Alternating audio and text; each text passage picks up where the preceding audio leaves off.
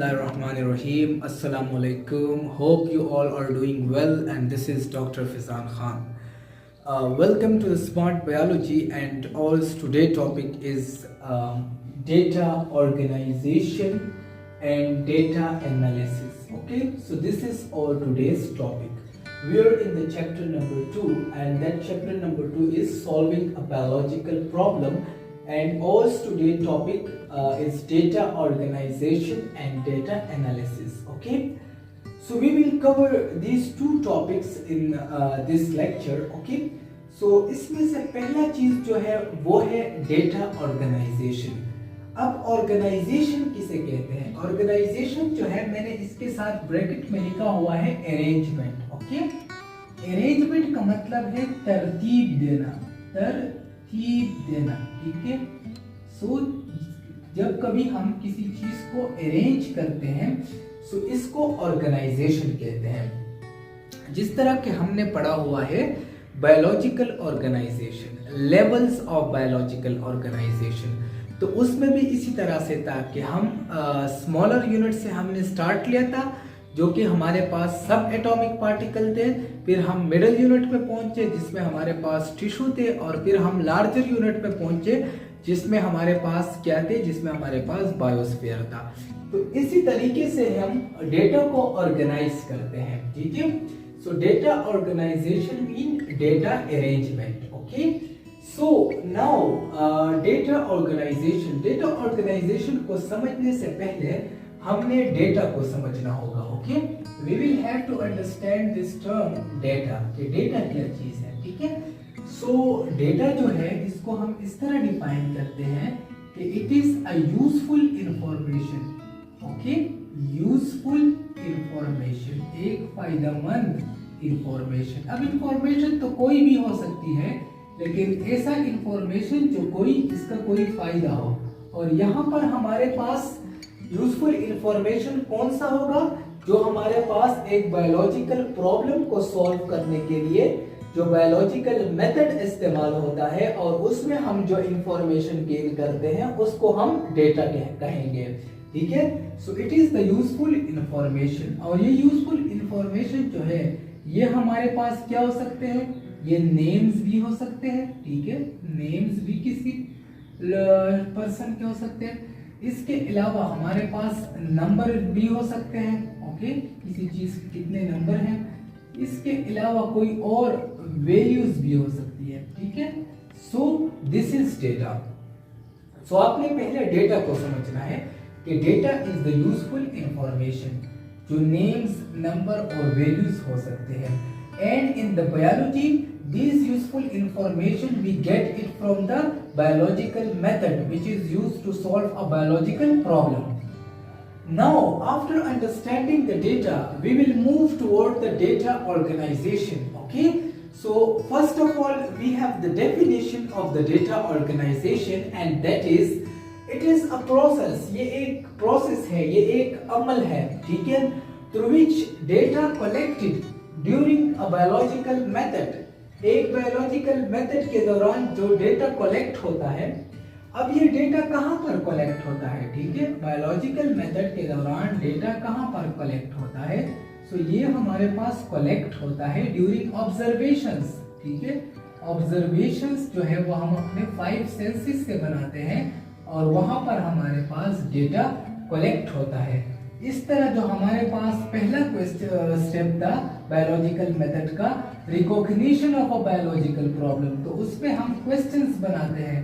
तो वहां पर भी हमारे पास डेटा जो है वो कलेक्ट होता है. So it is a process through which data collected during biological method is arranged in a proper order. उसको हम एक खास तरतीब देते हैं. ठीक है, और ऑर्गेनाइजेशन का मतलब ये भी है कि इसको हम अरेंज करते हैं so it is easy to understand. ठीक है, डेटा ऑर्गेनाइजेशन का फायदा क्या है? ठीक है, इसकी बेनिफिट क्या है कि हम डेटा को ऑर्गेनाइज करते हैं. इसकी बेनिफिट ये है कि it is easy to understand. इसको फिर हम आसानी के साथ जो है वो अंडरस्टैंड कर सकते हैं. ठीक है, so it is easy to understand. So this is about the data organisation. कि डेटा ऑर्गेनाइजेशन एक ऐसा मेथड है, एक ऐसा प्रोसेस है जिसके ज़रिए हमें बायोलॉजिकल मेथड से जो डेटा हमें हासिल हो जाता है, जो हम डेटा गेन कर लेते हैं, जो ऑब्जर्वेशन से और जो एक्सपेरिमेंट से हमें रिजल्ट्स मिलते हैं, उनको हम एक ख़ास तरतीब के साथ उनको हम अरेंज करते हैं ताकि जब वो पब्लिश हो, ताकि जब वो रिसालों में जाए, ठीक है, जब वो साइंटिफिक मैगजीन में जाए, जब वो किसी सेमिनार में प्रेजेंट हो, तो लोगों को उसको समझने में आसानी हो। So this is the benefit of biological data organisation, that it is easy to understand. फिर हमारे पास इसमें एक और हेडिंग बनता है, and that heading is different forms और different types of data organisation. अब हम इस डेटा को जो अरेंज करते हैं, जो तरतीब देते हैं, तो कौन कौन से हमारे पास टाइप्स है या कौन कौन से हमारे पास फॉर्म्स हैं। तो इसमें हमारे पास ग्राफ्स आते हैं, ठीक है। ग्राफ्स, जितना ग्राफ हाई जाएगा उतनी वो क्वांटिटी हमारे पास ज्यादा होगी। इस तरह हमारे पास टेबल होते हैं। टेबल में हम जो है मुख्तलिफ क्वांटिटीज, हम मुख्तलिफ टेबल्स बनाते हैं। ये एक टेबल, दूसरा टेबल, तीसरा टेबल, और उन टेबल्स में मुख्तलिफ क्वांटिटीज के नंबर को लिखते हैं। फिर हमारे पास है फ्लो चार्ट। फ्लो चार्ट किसे कहते हैं? फ्लो चार्ट इसे कहते हैं कि मसलन ये हमारे पास, मैं कहता हूँ कि ये प्लांट है, मैं आपको वैसे एग्जांपल देता हूँ। This is a plant, okay, and this plant has produce a food, this food is taken by the animals, okay, ठीक है, जो हमारे पास फूड चेन होता है, and this animal is then when they become dead they are eaten by micro organisms, okay, and this micro organism again go into the soil and the soil give nutrition to the plant. This is a flow chart, okay. Then map, okay, map is drawn and in this the different data is arranged in a different manner, okay. फिर हमारे पास diagrams होते हैं which you know well. So this was about the data organization. Then we have our second heading, that is data analysis. So data analysis definition, it is a statistical process. Statistical process का मतलब क्या है? Mathematical process, okay? Mathematical process, okay? This is a mathematical process through which results can be calculated. इसके जरिए हम क्या करते हैं? Results को calculate करते हैं।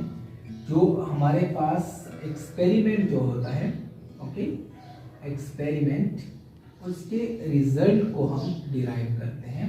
एक्सपेरिमेंट के रिजल्ट्स को हम डिराइव करते हैं किस चीज़ के जरिए? डेटा एनालिसिस के जरिए, ठीक है। तो मैथमेटिक्स जो है वो आपको 9th में तंग करेगा, लेकिन आप फर्स्ट ईयर में जाओगे और आप प्री मेडिकल लोगे, सो मैथ्स से आपकी जान छूट जाएगी। सो टूल्स फॉर डेटा एनालिसिस हमारे पास कौन कौन से हैं? So first one is ratio, okay. Ratio क्या है? इसको हम डिफाइन करते हैं, it is a relationship between two quantities of same nature और सेम टाइप। ये हमारे पास किसी दो क्वांटिटीज के दरमियान रिलेशनशिप होता है और ये दोनों क्वांटिटी सेम नेचर के होंगे। सेम नेचर का मतलब क्या है? कि वो एक ही चीज होंगे। फॉर एग्जाम्पल, अगर हम लेंगे किसी पेंसिल लेंगे, एक तरफ पेंसिल लेंगे तो दूसरी तरफ भी हमने पेंसिल ही लेने हैं, ठीक है। इस तरह अगर एक तरफ हमने फ्रूट्स लेने हैं तो दूसरी तरफ भी हमने फ्रूट लेना है। जिस तरह के मैं आपको अभी एग्जाम्पल के थ्रू समझाऊंगा, ठीक है। और रिप्रेजेंटेशन जो है, रेशो को हम किस चीज से रिप्रेजेंट करते हैं? तो रेशो को हम इस टू डॉट से रिप्रेजेंट करते हैं या फिर फ्रैक्शन से हम रिप्रेजेंट करते हैं। Topic we were discussing the ratio, okay. So ratio को हमने पढ़ा था कि रेशियो जो है हमारे पास वो है relationship between two quantities of same nature, okay. ये two quantities of same nature two quantities of same nature are same kind. Okay, so this is called ratio. Okay, so इसको हमने डिफाइन किया था, फिर इसको हमने रिप्रेजेंट किया था बाय टू डॉट्स और बाय द फ्रैक्शन. ओके, इसकी एग्जांपल की तरफ मैं आ रहा हूं. तो इसमें ऑरेंजेस मैंने लिए हुए हैं और एप्पल्स लिए हुए हैं. सो ये हमारे पास टू क्वांटिटीज है. One quantities are oranges and the other quantities are apples. Okay, of same kind, and you can see that both these oranges and these apples, they belong to fruits. Okay, so the category is one. ये एक ही चीज से ताल्लुक रखने वाले हैं, एक ही चीज सेम काइंड है. मैं इस तरह नहीं ले सकता कि यहाँ पर मैं ऑरेंजेस ले लूं और यहाँ पर मैं शुगर ले लूं, यहाँ पर मैं ऑरेंजेस ले लूं और यहाँ पर मैं पेंसिल ले लूं. मैं यहाँ पर इस तरह नहीं कर सकता रेशियो में. तो अब क्या होगा कि मेरे पास यहाँ पर 2 ऑरेंजेस है और यहाँ पर 3 एप्पल्स है. ओके, दरमियान में रेशो का सिंबल है मेरे पास और यहाँ पर 3 एप्पल्स है. So I will write it as 2:3. Okay, और the other form to represent the ratio is 2/3. Okay, and what does it represent? For every 3 apples there are 2 oranges. सो ये हमारे पास हो गया हमारा पहला रेशियो का. और ये रेशियो किस चीज में इस्तेमाल होती है? It is used in data analysis. Then और second topic regarding the data analysis is of proportion. Proportion क्या चीज है? प्रोपोर्शन को हम डिफाइन इस तरह करेंगे, to join two equal ratios. दो इक्वल रेशियोज को, दो एक जैसे रेशियोज को जो चीज कंबाइन करती है उसको हम प्रोपोर्शन कहते हैं. Proportion is represented by 4 dots. Okay, ये चूंकि 2 रेशियोज को कंबाइन करेंगे तो 1 रेशियो के 2 डॉट और दूसरे रेशियो को 2 dot. So it is represented by 4 dots. Okay, now we have the formula for the proportion, that is A/B is equal to X/Y. तो ये तो हमने फर्जी नंबर, जिनको हम वेरिएबल्स कहते हैं मैथमेटिक्स में, उनको लिया हुआ है. So from the here we can define our proportion that it is to join 2 equal ratios. So one ratio is this and other ratio is this, and these are joined by the proportion. Okay, now the concept which is important here is of extremes and means. Okay, सो एक proportion में हमारे पास extremes जो है, extreme का मतलब क्या होता है? जो किनारे पर हो. तो ये दोनों किनारे पर है. और मीन का मतलब क्या है? कि जो दरमियान में हो. So these are extreme and these one are mean. So ये हमारे पास हो गए extreme, okay, which are on the border, and these are mean, जो कि दरमियान में होते हैं, मीन. सो ये हमारे पास एक्सट्रीम और मीन हो गए. फिर यहाँ पर एक फॉर्मूला हमारे पास आता है कि product of extreme is equal to product of mean. So product of extreme और प्रोडक्ट ऑफ मीन हमारे पास अब किस तरह हो जाएगा कि प्रोडक्ट ऑफ एक्सट्रीम हमारे पास हो जाएगा A multiply by Y. A multiply by Y. दरमियान में मैंने इक्वल टू डालना है, बिल्कुल इसी फॉर्मूला को फॉलो करना है. Is equal to product of mean. Product of mean क्या हो जाएगा? B multiply X. सो अगर इसमें हमारे पास हमको 3 क्वांटिटी मालूम हो, okay, what is now the importance of proportion? Importance of proportion, इसकी इंपॉर्टेंस क्या है? इसकी इंपॉर्टेंस ये है to draw result, to find out 4 value. चौथा वैल्यू हम इसमें मालूम कर सकते हैं इफ 3 वैल्यूज आर नोन. वो हमें पता हो, ठीक है, वो हमें पता हो. अगर हम इनमें से 3 वैल्यू हमें पता हो तो चौथी वैल्यू हम मालूम कर सकते हैं, और वो हम इस एग्जाम्पल जो कि आपके बुक में दिया गया है उनके जरिए हम प्रूव करेंगे. तो इसके लिए मुझे बुक की ज़रूरत पड़ेगी, क्योंकि मैं अगर यहाँ पर उस स्टेटमेंट को लिखूंगा और फिर उसको फिर एक्सप्लेन करूँगा तो वो मुश्किल पड़ जाएगा। सो ये आपके बुक के पेज नंबर 31 पर है और पेज नंबर 31 पर उसने लिखा हुआ है कि फॉर एग्जाम्पल, ये बिल्कुल लास्ट पैराग्राफ है आपका, if a biologist wants to know how many sparrows would be affected with malaria if allows Culex mosquito to bite 50 sparrows.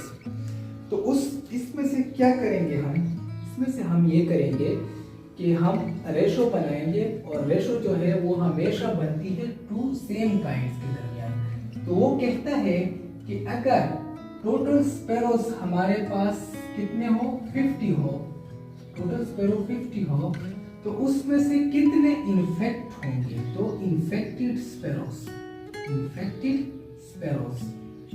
Total sparrows और इन्फेक्टेड स्पैरोज। तो वो कहता है कि अगर एक साइंटिस्ट जो है वो 50 स्पैरोज पर एक्सपेरिमेंट कर रहा है और 50 स्पैरोज को एक फीमेल क्यूलेक्स मॉस्किटो जो कि स्पैरो में मलेरिया काज करता है उसके जरिए बाइट करता है, तो उसमें कितने स्पैरो जो है उनको मलेरिया होगा। तो यहाँ पर तो हमें पता नहीं है, तो यहाँ पर हम x लगाएंगे, क्योंकि मैथ्स में जहाँ पर हमें क्वांटिटी मालूम नहीं होती वहाँ पर हम x या वेरिएबल लगाएंगे। अब उसने हमें दूसरी जो वैल्यूज दी है वो कौन कौन सी है वो भी हम लिखते हैं। अब उसने फर्दर कहा हुआ है कि previously in one of his finding, इससे पहले जब उसने एक एक्सपेरिमेंट किया था, he already noticed that 6 out of 10 sparrows get malaria if bitten by Culex mosquito। कि उसने जब 10 स्पैरोज लिए थे तो उसमें से 6 स्पैरोज को मलेरिया हुआ था। अब मैंने आप लोगों को यहाँ पर जो बात की थी वो आपको यहाँ पर आसानी के साथ समझ आएगी। The importance of proportion is to find out fourth value, ठीक है। If 3 values are known, अगर आपके पास 3 वैल्यू मौजूद हो तो आप फोर्थ वैल्यू मालूम कर सकते हो। अब हम इसको किस तरह हल कर सकते हैं, तो देखिए हमारे पास जब स्पैरोज ज्यादा है, ठीक है, जब ज्यादा यहाँ पर हमारे पास वैल्यू इस तरह होगा एरो, क्योंकि स्पैरोज ऊपर की तरफ ज्यादा है और यहाँ पर भी 10 में से अगर 6 बीमार हो सकती है तो 50 में से ज्यादा होंगे, तो एरोस की हेड इस तरह होंगे। तो यहाँ पर हमारे पास जो रूल इस्तेमाल होता है वो ये है कि हम टेल से हेड की तरफ जाएंगे। तो टेल में हमारे पास क्या है, दैट इज 6, ओके। देन हमने रेशियो लगाना है, फिर हेड में x है, फिर दरमियान में कितने रेशियो हैं, एक रेशियो और ये दूसरा रेशियो, इससे बन जाएगा प्रोपोर्शन। तो प्रोपोर्शन और भी क्लियर हो गया। It is to join the two equal ratios. फिर यहाँ पर हमारे पास है 10, ओके, और यहाँ पर है हमारे पास 50। पहले मैंने टेल को लगाया और फिर हेड को लगाया। अब हमारे पास जो रूल है वो रूल क्या था कि product of extreme is equal to product of mean. So product of extreme, यहाँ पर मैं वो नहीं लिख सकता, स्पेस मेरे पास कम है, तो प्रोडक्ट ऑफ एक्सट्रीम ये हो जाएंगे और ये हो जाएंगे हमारे पास product of mean. So product of extreme is equal to 6 multiply by 50, okay, is equal to product of mean x multiply by 10, okay. Now this will become 0 and 6 5s are 30, okay, 300, and this will become 10x, okay, 10 into x. Now dividing the 10 on both sides to get x, and from over here I will divide the 10. 0 0 will cancel and x will be equal to 30, okay. So that is the importance of ratio and proportion, that we can find out the result of the experiment, okay. So this value now over here is 30, okay. And what does it mean? That in 10 sparrows, the 6 sparrows can be infected if they are bitten by the infected female Culex mosquito, and in 50 sparrows it will increase to 30.